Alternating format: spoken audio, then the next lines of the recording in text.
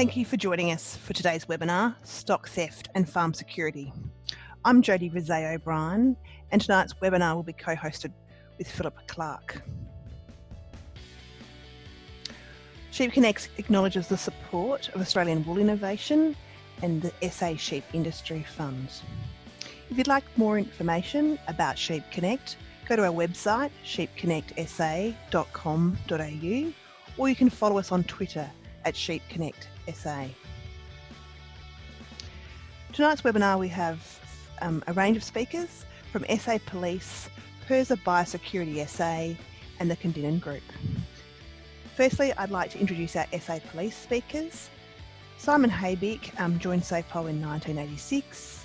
He's had 16 years in the Criminal Investigation Branch and a range of postings in metropolitan Adelaide and country areas including Port Augusta, Marla, APY Lands and the Riverland, and he's currently stationed at the Naracoorte Police Station as the Operations Sergeant.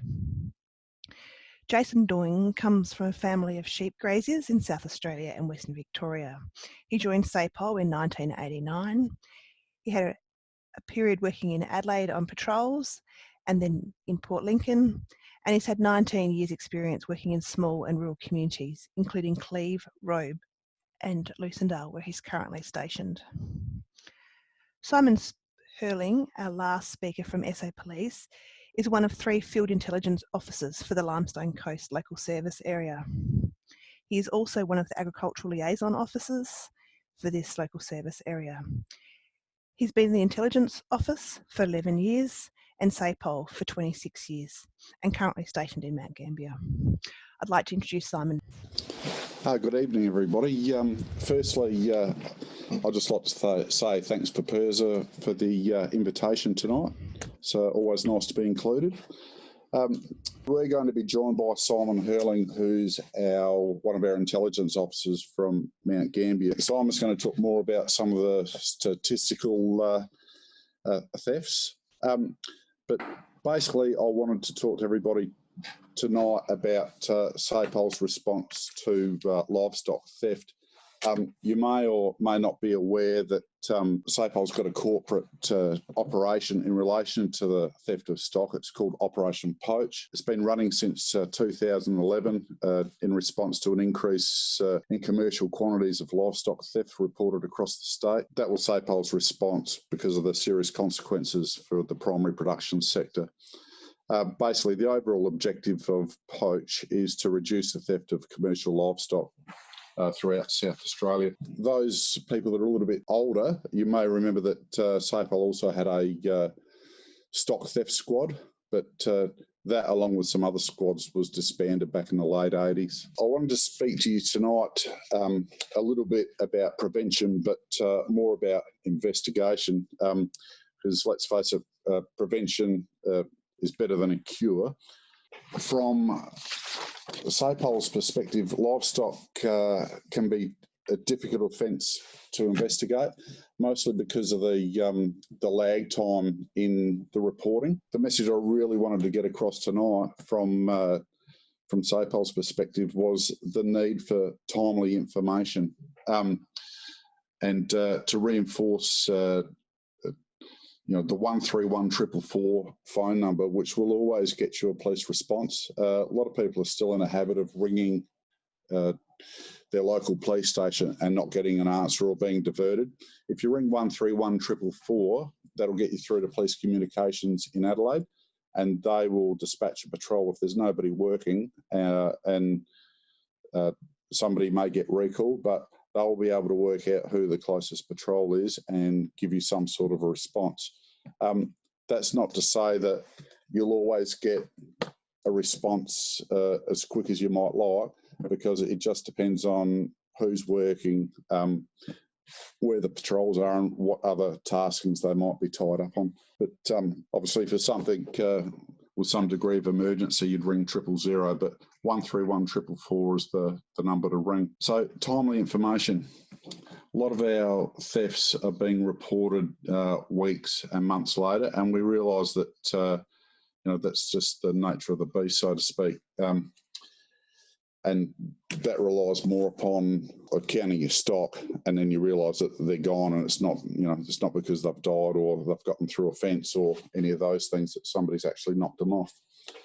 But the sooner the police are involved, the better chance we've got of actually apprehending somebody. The longer a crime goes investigated, the colder any leads will get. Sometimes you might have some information that might relate to some people that you might suspect are up to no good, but you're not really sure about it. What I would encourage you to do is either to go and see your local police or to ring Crime Stoppers. And the number for Crime Stoppers is 1800 333 000. That's 1800 333 000. That information, and even if you go and speak to your local police officer, that information that you give us will be treated in confidence, and you mightn't think it's very important, but it might actually provide a lead into some other information that the police already have. So in the country, I know we tend to have good relationships with our local police, and the police rely on that relationship and to provide us with good leads when offences are committed. Something else I wanted to touch on was the relationship between stock theft and other types of rural theft. I mean, it's just not the theft of stock that people are concerned with, it's the theft of diesel, power tools. Down here in the southeast, red gum, because we can only obviously speak from a local perspective, because we've got an audience from or the statewide tonight. The same things. If you realise things have been stolen, then that's the time to report them. You'll see the map in front of you now. That's been taken over the last 2 years. The red, obviously, the red dots are the sheep, and that's predominantly the thefts. And I would think that's mostly because sheep are a lot more portable to transport.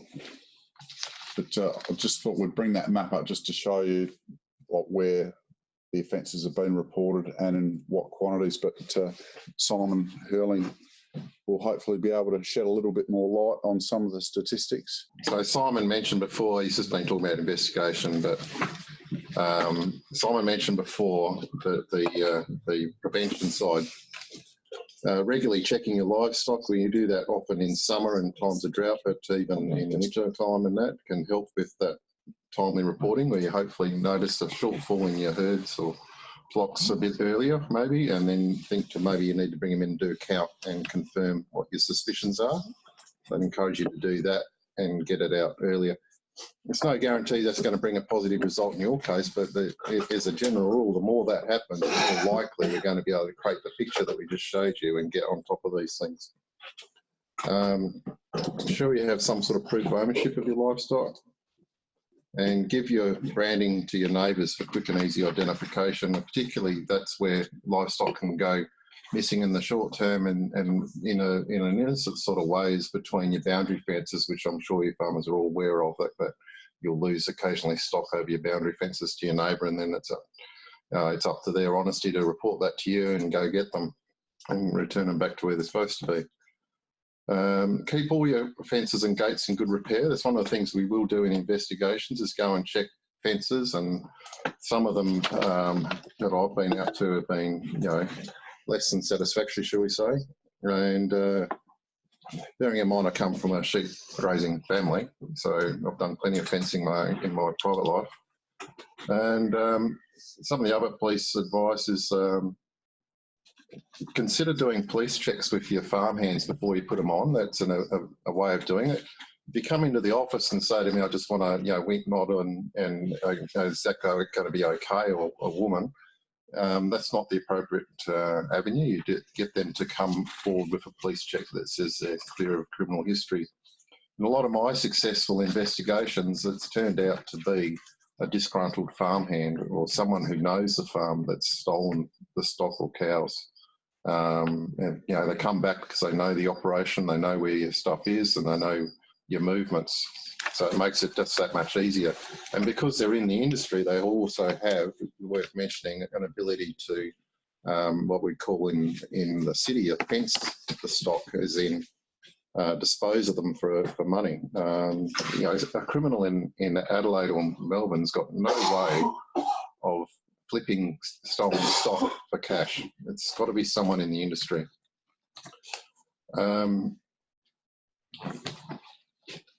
Probably also worth mentioning that I had a little flurry of wool bales being stolen last year when they had a bit of a spike in value. And as Simon mentioned before, the other types of thefts we have with rural thefts is diesel from your fuel tanks or even heavy machinery. I think chainsaws are a favourite item, and water pumps are another favourite item. All these sort of things, they don't have to be an industry, as I just mentioned. They can flip those for cash, and in a lot of cases, when one of the cases I investigated is a farmhand who has turned to methamphetamines, which is an issue that's also impacted on my family in Victoria that was mentioned before. And they're desperate for money, and they go out into the community they know and steal these things for quick, easy cash and another fix of speed. Over to you. All right, we might. You there, Simon? Good evening, Simon and Jason and everybody else. Yeah. So, Simon, I take it you wanted me to just perhaps speak briefly to our local statistics for the last 12 months or so. I've had a look back over the last 12 months worth of stock theft reports. There were between September 2018 and August 2019, there were 17 stock thefts reported. Interestingly, 5 of those relate to one particular victim, and it seems to be there's some sort of dispute going on between that particular property and neighbouring properties. Those 17 reports amount to 549 sheep reported stolen and 15 cattle. So as you said, as Simon said earlier, far and away the majority of thefts relate to sheep. The unfortunate reality is that out of those 17 offences, there were no successful prosecutions mounted, and in most instances the stock were not located. The offences were spread across the LSA. There's no apart from, as I said, there were 5 offences reported by the same victim, but other than that, there are no hot spots as such. The offences are well spread across the LSA. Our Operation Poach statistics indicate that since the Operation Poach commenced back in 2011, there's been a steady decline in stock theft reports.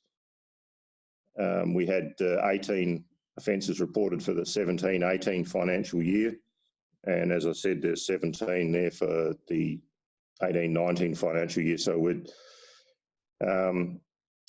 we've had a reduction in reported crime. Whether or not that also equates to an actual reduction in crime, it's difficult to say. Would like to think that people are reporting things with confidence. So hopefully that reduction in reporting equates to a reduction in crime. But it's unfortunate, as you pointed out, for the reasons that Simon's pointed out, prosecutions are hard to come by. And we certainly welcome any information from the community in terms of suspicious persons or vehicles that might lead us in the right direction. That's probably about all I can, or all that I've got prepared. I'm certainly happy to take some questions, which I'll try to answer best I can. Just in relation to that feedback that Simon Hurling was referring to with the local community in a small little township of Lucendale, and as you'd expect, I get a lot of feedback because I'm in touch with the local community more than the other 2 that are more in head office and supervisory roles.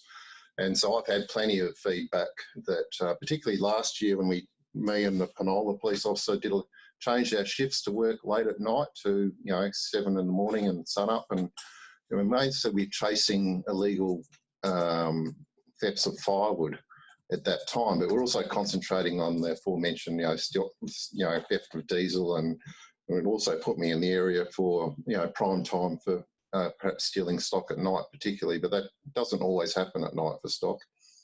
And just talking to the community and friends I've had consistent feedback that they're seeing far less suspicious activity, and hearing things like chainsaws or finding fences cut is really reduced. So I'm fairly confident that actual crime is reduced, particularly with what we did last year. Yeah, thanks, guys. At this time, I'm going to hand over to our second presenter, who is Denise Rendell, who's with PIRSA Biosecurity SA. Denise has worked with PIRSA across the state, both in Adelaide, the southeast, and the west coast for over 30 years. She's worked on the NLIS scheme for over 20 years and monitors all aspects of that within South Australia, and also works quite closely with industry stakeholders. I'll hand over to you, Denise. I've been involved in the National Livestock Identification System for several years, and I've also been one of the people that have actually trained several police officers on using NLIS as part of their tools for investigation. And so what I'm going to talk to you about tonight is just some things that you can do as a producer that might help in gathering information for the police when you need to present it to them for a stock theft investigation, and also so that you've got a better idea if things are happening on your own property that you weren't aware of before. So one of the things I encourage every producer to have is an NLIS database account. This means that you can monitor transfers of stock on or off your property that have gone through sale yards, abattoirs, other producers.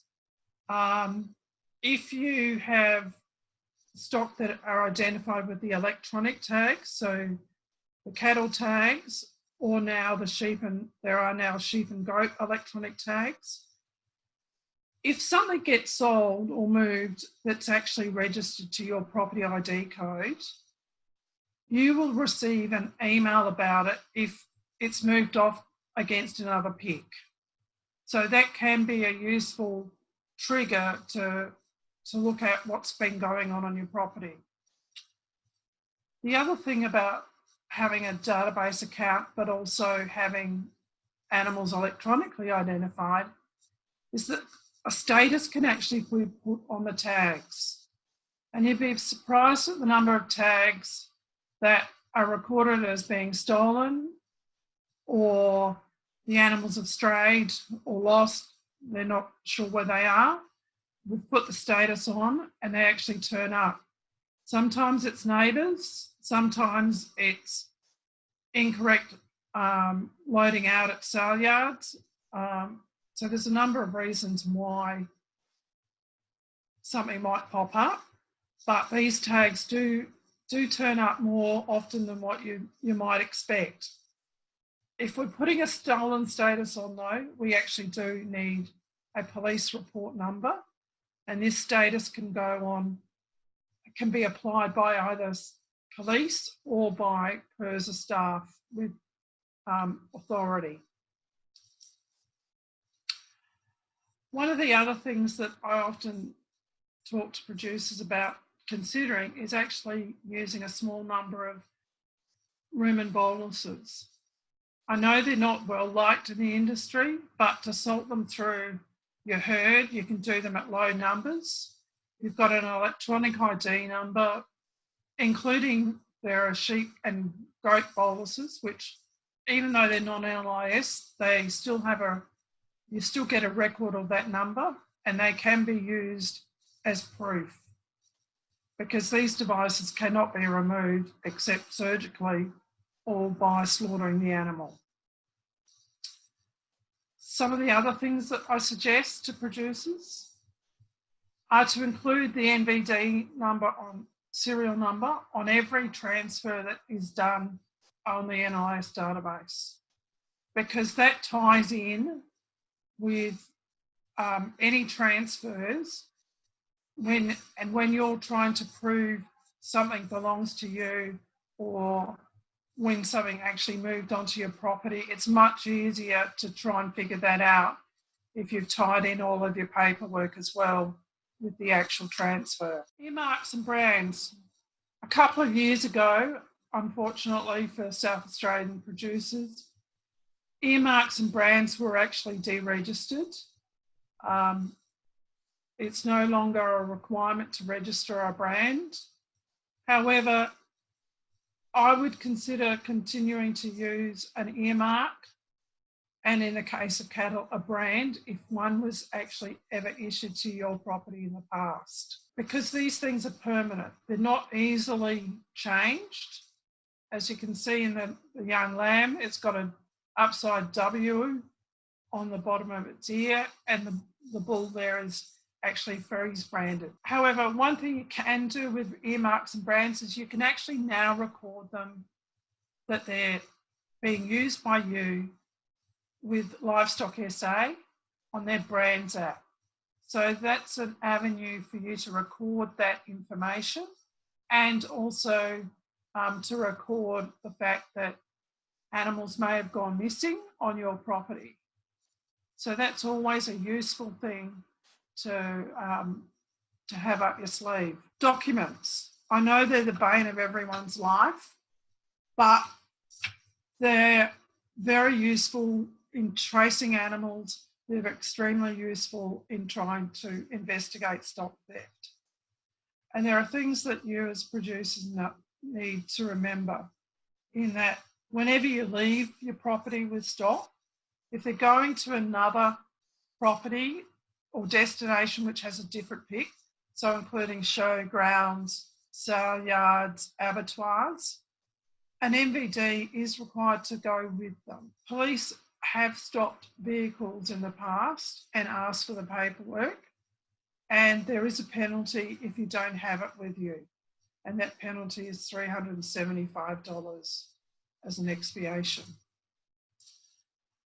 From my point of view, in terms of traceability, you've also got to keep copies of your vendor declarations. We often find when we're investigating actually for disease purposes that people haven't kept their MVDs, and it just makes it quite a bit more difficult when tracking animals and exactly when they moved on.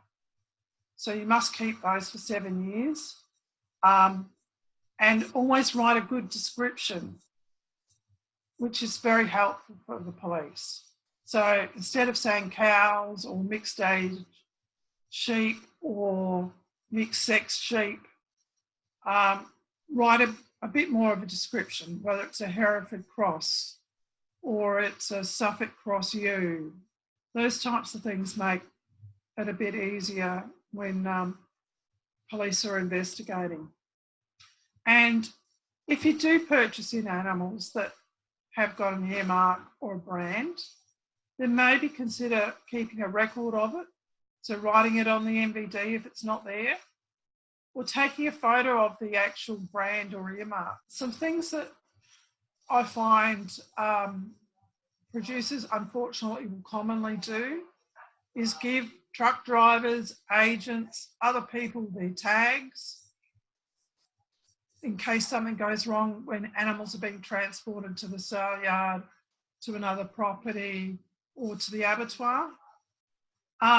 Please don't do that. One, it's illegal for them to use it on another property. And two, you don't know where that tag may end up getting put on to another animal.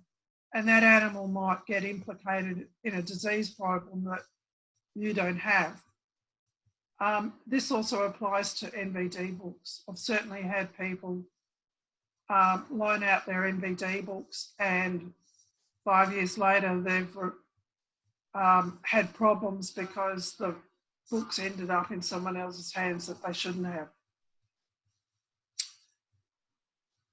And now another point is when you are consigning stock and you've got a carrier that's coming to pick them up,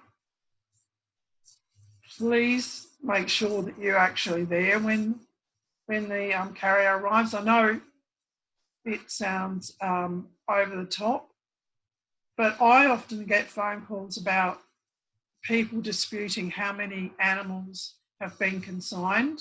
They bring me up and say that they've consigned 20 animals to the sale yard, but only 19 have been scanned, for instance, or 19 have been sold. This is really difficult to resolve. Certainly when you've got large numbers of sheep, it can be very difficult to reconcile or to count correctly those animals. So please be there to count when the courier arrives. Another potential area is when you're adjusting or leasing stock. The farming community tends to be very trusting, but unfortunately, that's not always a good thing. And I always suggest that you get everything in writing and detail it quite a bit, because that is also another area where we get contacted about disputes. And unfortunately, we've got no jurisdiction about this at all. So detail the number and type of animals. If it's cattle or electronically tagged sheep and goats, get the individual numbers. Have clauses about natural increase and deaths, the fees that are being charged, the types of conditions that you want to be maintained in terms of feed, etc. And if it's large, particularly large numbers of animals and quite a distance away, there is actually a national register that you can actually register the fact that you have moved animals to a property and you're the financial owner of those animals, not whoever you're adjusting them with.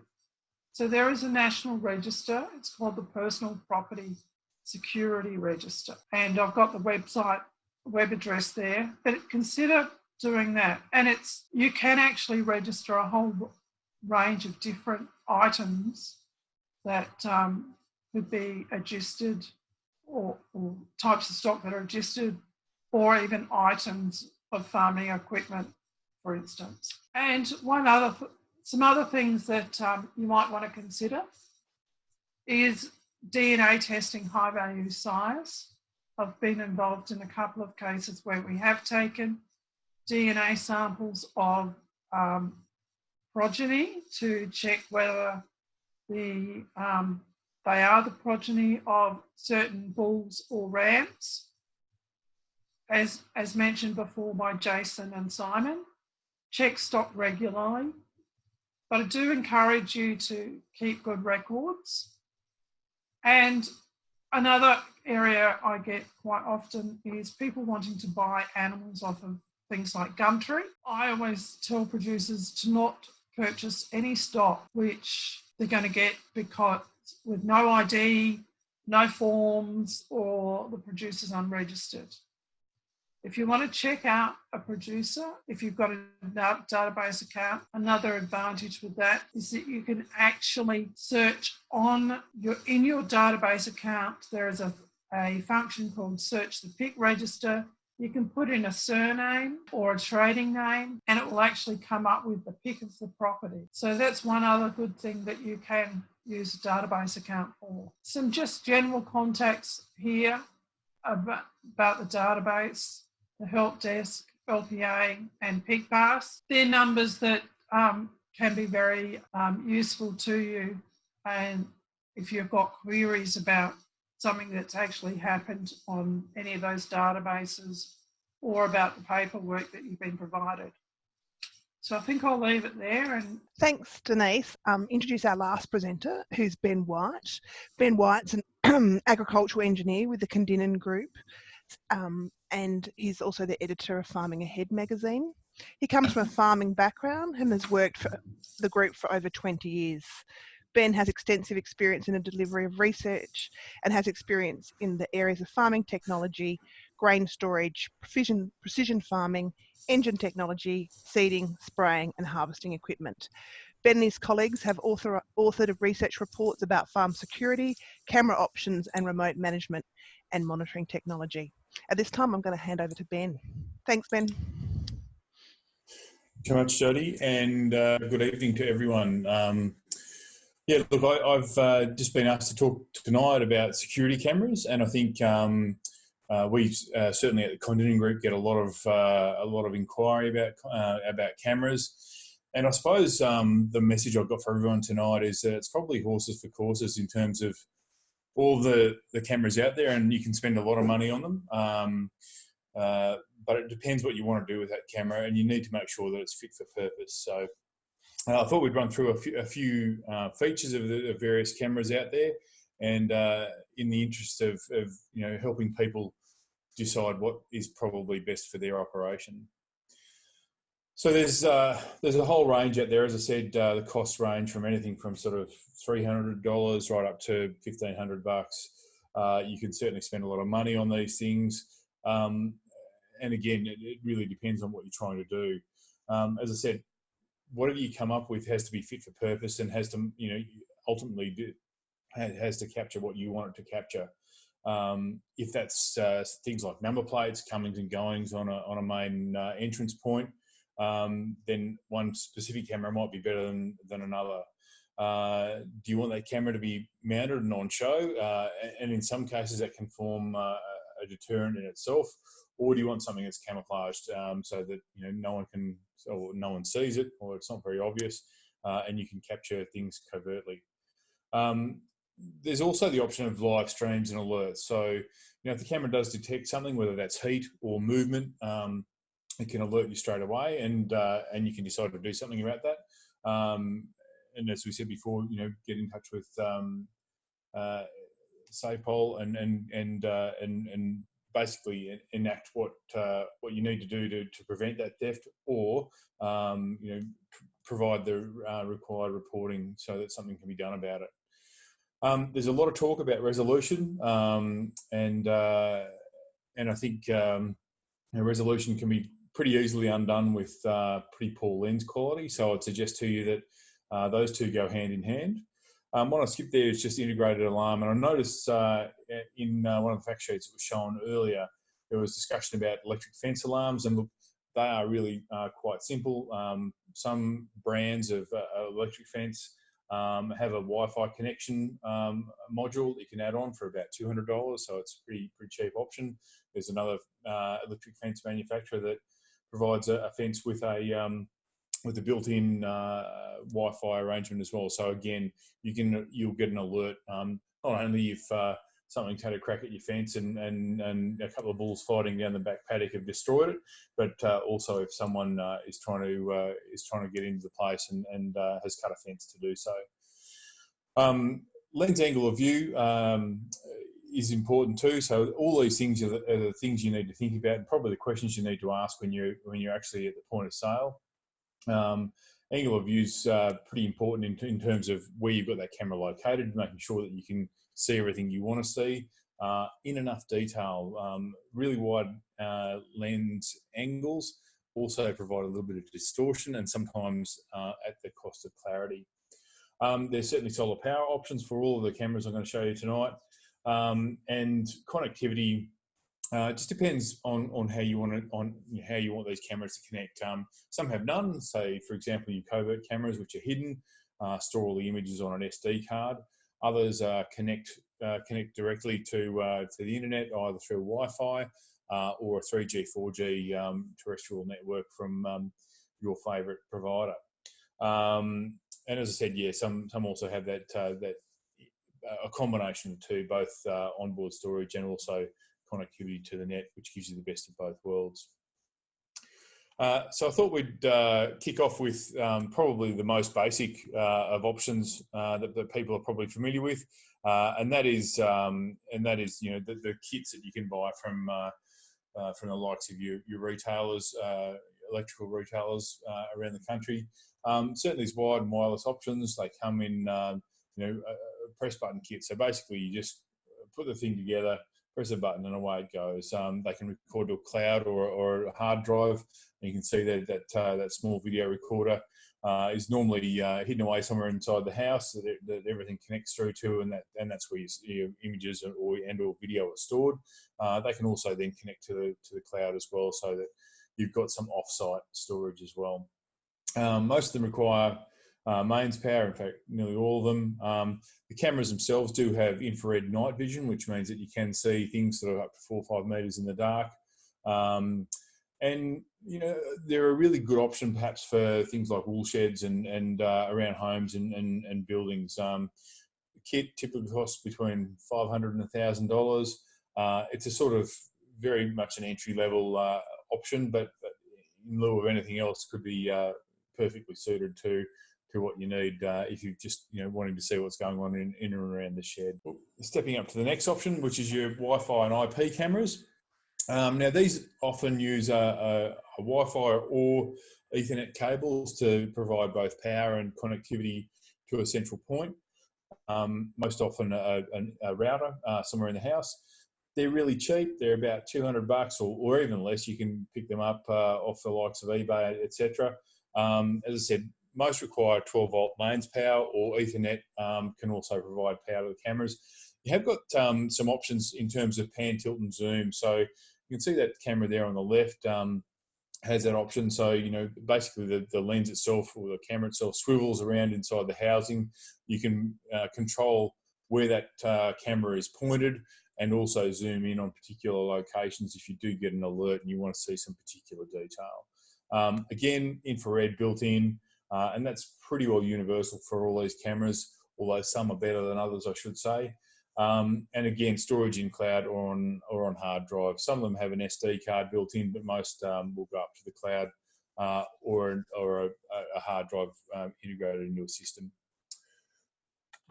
Okay, so the covert cameras are something that a lot of people like to use when they've probably got a suspicion that something's going on and or they want to capture some detail in the event that something has happened. So look, these are put in place and left. The batteries in them last for quite a long time, sort of 6-12 months. It does depend a lot on the amount of activity. So if you've got one of these on your driveway and you're driving past it 2-3 times a day, it will continue to capture your vehicle movements, and it will chew up battery a lot faster than, say, on a more isolated road. If you've got a gate, say, into the back of the farm somewhere that isn't used very regularly, that's where these cameras are most useful. You can get these covert cameras that will very specifically look for number plates and have a very fast reaction time. So they all use infrared or black flash. And so one of the things to think about when you're looking at these sorts of covert cameras is to make sure that the glow from the infrared light source isn't visible. Now, sometimes infrared's not normally in the human visible spectrum, but sometimes, on lower quality LEDs, which normally the light source when these cameras are used, it can emit a little bit of red light, and obviously that makes them visible and gives up their location. They can then be stolen and or damaged. So just be very cautious if you are going to buy one of these that glow isn't visible, and certainly your better known brands or your better known makes and models from a reputable supplier are probably more likely to be better quality. And again, I think probably the old adage, if you get what you pay for, comes into play with these. Onboard is generally SD card, although there are 3G, 4G options which push you up into that sort of top end $600 bracket. On the whole, you can probably pick a good quality one of these up for about $400. Other end of the spectrum is your large and visible mounted cameras, and as I said earlier in the piece, these are quite often as much a deterrent as anything else. They will provide live alerts to your phone. They can be monitored, and that means that there's a third party that monitors any activity around these cameras for you, and that's around the clock. So obviously that comes at a cost. They've got an integrated alarm and light. They are pretty bulletproof, although probably shouldn't use that word in this context, because they could succumb to some damage if that was the case. But look, they are built pretty tough. They're a lot more sturdy option than, say, your smaller covert cameras. Again, they use a 3 or 4G mobile network.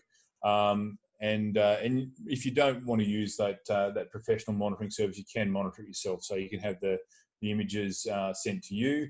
You can have voice alerts, which have been pre-recorded, that will play if movement is detected.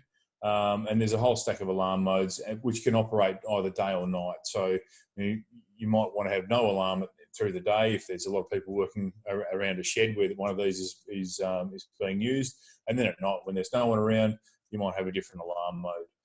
They are not cheap. I've got a $5 symbol there, which indicates probably the upper end of costs. And then, of course, you've got some ongoing SIM costs, and also those professional monitoring costs if that's the way you want to go. We've also got some lower cost options like this one, which does a similar thing. Doesn't have perhaps the bells, whistles, alarms, speakers.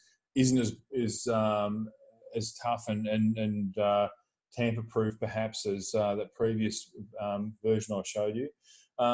But we use a couple of these on farm, and we find that they're pretty good. So look, they're small, they're not invisible. If someone saw them, they could certainly do damage to them. The solar panel is quite small, but seems to charge the battery sufficiently. It will provide live alerts. So if you are, you're on a mobile phone and you're driving down the road, you get an alert, you pull over and have a look and just see what's going on in terms of that particular camera. You can have 3 or 4 different cameras or even more linked into the one account, and alerts will come in from each of those if motion is detected. SD card on board with these, and also cloud storage is available as well. And downloading any footage to your phone is actually really simple. So you can use two-way voice. Perhaps if someone's at your front gate and they want access, you can actually speak to them, which can freak people out, I've found. They took a bit of getting used to someone speak to them from a very small camera mounted up on a post. But look, the cost is between $500 and $700 plus some SIM costs. And I should say that it's worth shopping around when it comes to SIMs. Your standard data SIM is around $360 a year. But if you do shop around similar network, or actually exactly the same network, you can get that as low as $95 a year, which makes these a much more affordable option at the end of the day in terms of ongoing costs. I think one of the things that is really important in making these things work is the software has to be good. If it's not good, if it's not easy to use, then you're unlikely to rely on it, and you're unlikely to have trust in it. And so an example of some software from showing an image of 2 troughs at home on the farm. And as you can see, the northern New South Wales is very dry at this present time. So look, live alerts will come through to the mobile phone when there's detected movement. You can minimise false alarms. So, in this instance, we've obviously got cattle going to troughs. So, it's not people coming through gates, but obviously the concept is very similar. And I thought that image would give you a good idea of what you can actually see with the camera. It's quite a wide angle lens.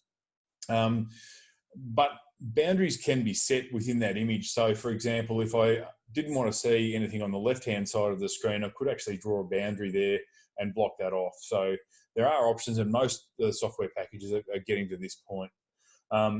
Being able to find and watch past footage needs to be quite easy. That's one thing that's really important. And you also need to be easily able to download and forward footage. Say in the instance where you've got a vehicle coming through a gate and you've got some footage of that and you want to pass it on to SAPOL, well, you can do that. You need to be able to do that quite easily.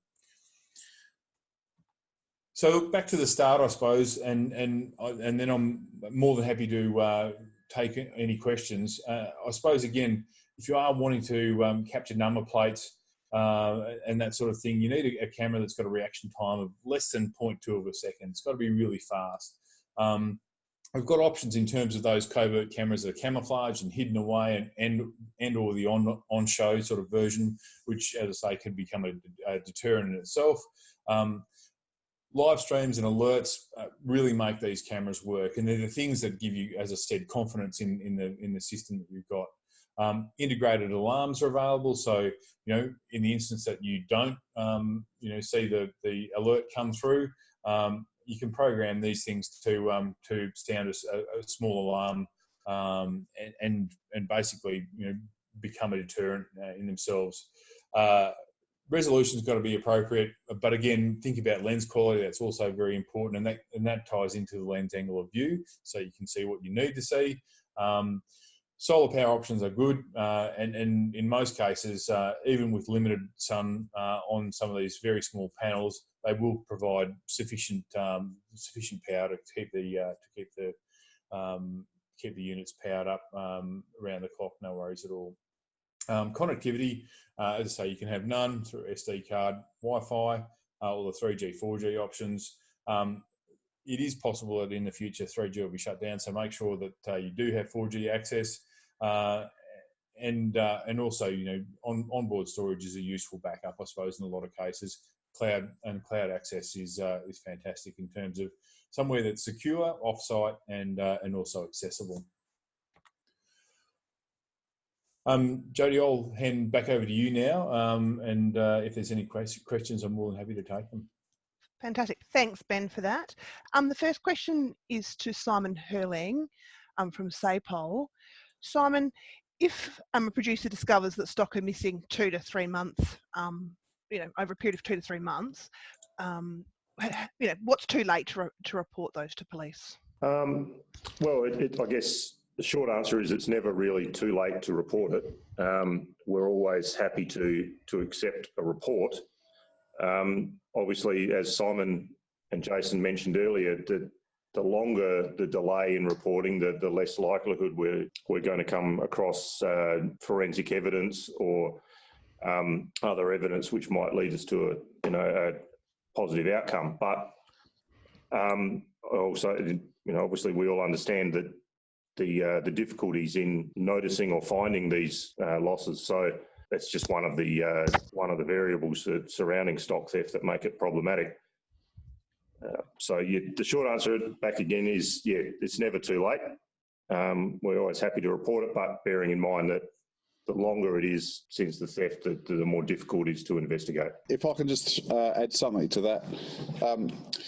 If we don't get the information, we don't know if we've got a problem in a particular area, and it might not just be a one-off. There might have been 3 or 4 incidents within as many weeks, and if we don't know about that, then we can't pay extra attention to that area.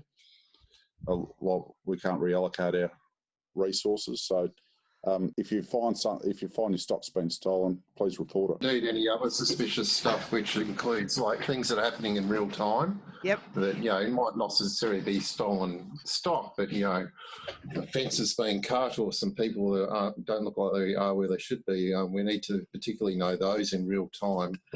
And those numbers we gave before, so you don't have to worry about getting your local policeman, because let's face it, most farmers are in an area where they're going to have 1 or 2 police officer station. That's not always working around the clock.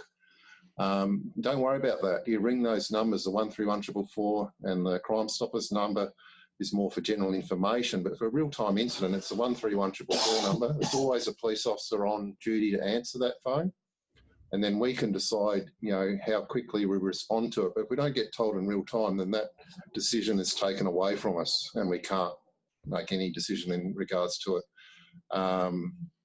So waiting to tell your police officer when you see them in the street, for example, is tell them in real time.